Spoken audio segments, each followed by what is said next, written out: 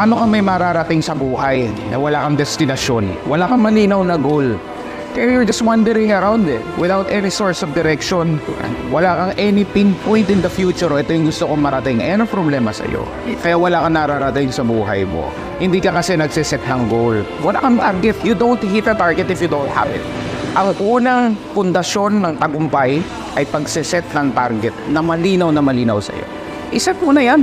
Paikot-ikot ka lang, walang direksyon. Kasi wala kang target.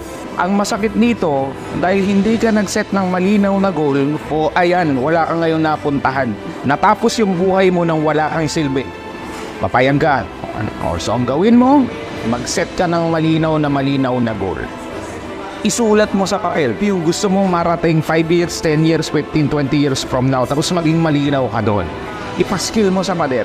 Kasi ayan ang susi para meron kang tunay na mapuntahan is kung meron kang tunay na direction.